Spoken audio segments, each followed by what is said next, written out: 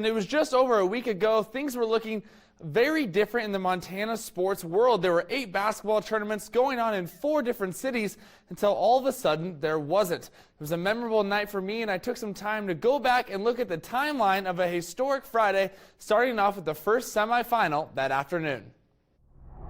All across the country, sporting events are being canceled due to the coronavirus, but here at First Interstate Bank Arena, basketball is alive and well. On Friday, despite fears of the COVID-19 pandemic, thousands of fans packed into Montana arenas to watch their favorite teams punch a ticket to the state basketball championships. Just the love of it. We love our families, we love the fan club, and everybody that's here, I just love it. According to USA Today, Montana was actually the only state holding high school athletic events without a restriction on fan attendance, and they expected 7,000 people to attend games in 4 different cities. So for me as a sports reporter, of course, it was business as usual. I shot highlights for the first game of the day and watched as Hardin rolled to a 73-41 win over Park to stay unbeaten and get one step closer to redeeming themselves in the State A title game. Getting all the way there and then losing, that hurts your soul there. So, I mean, we're still hurt there, and we want to get back there and we want to fill that void with it. Next boys semifinal was up between Butte Central and Browning.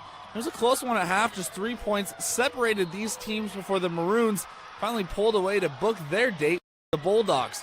While fans were concerned about a possible cancellation, they just hoped their boys would have a chance to play for what they've been working for all year on Saturday. We really hope that they can finish on the court tomorrow night.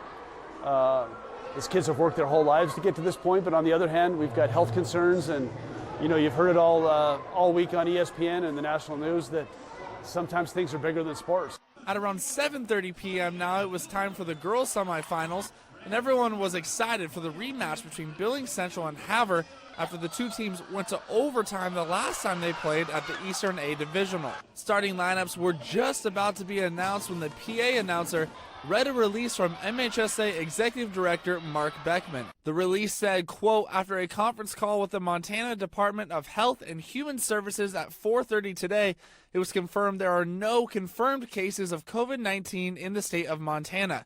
Because there are no confirmed cases at this time, the recommendation is to not cancel the state basketball tournaments. They are proceeding as scheduled.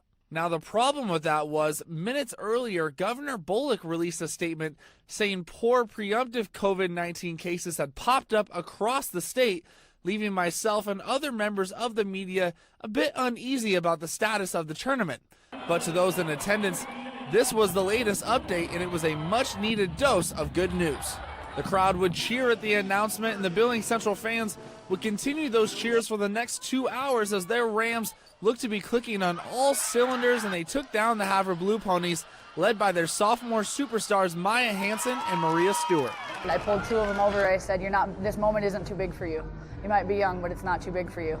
And they embraced it, and they're just fun. They don't back down. Since those 4 cases had been declared by the governor, we asked Coach about her thoughts on the coronavirus and the possibility of a cancellation. That's a devastation that any coach doesn't want to approach, especially when you have a senior in here that doesn't get an opportunity.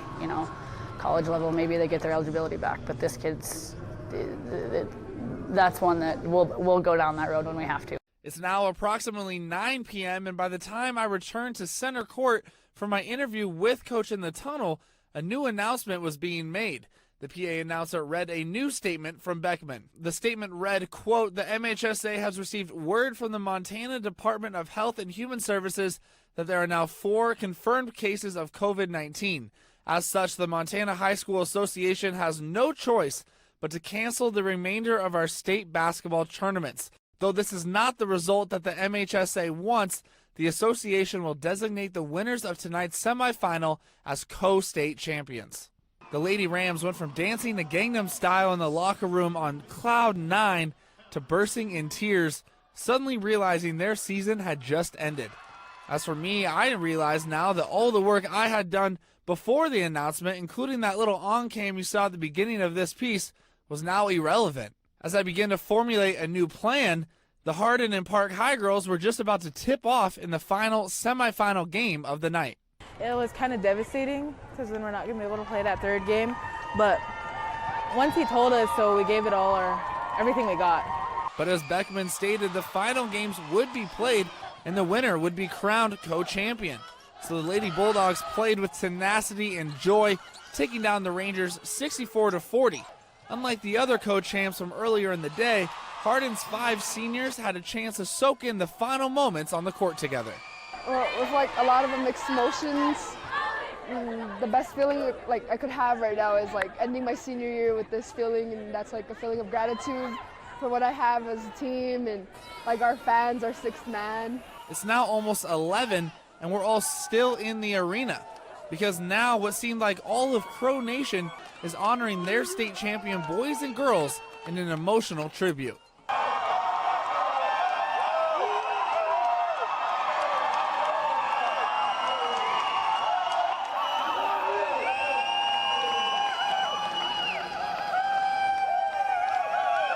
Fans chanted, "We're #1," but for famous Left Hand and his undefeated Bulldogs, the announcement as co-champion felt like their first loss of the year. Heartbreak for me because I put in so much work for basketball. I feel like I didn't accomplish anything. I was just one more game away from accomplishing my goal as a senior, trying to go out on top. The Hardin girls, on the other hand, had a more glass-half-full approach to the whole situation. After falling in the state championship game in each of the past 3 seasons, they were disappointed and rightly emotional, but happy to share the Class A title with Eastern A foe Billings Central.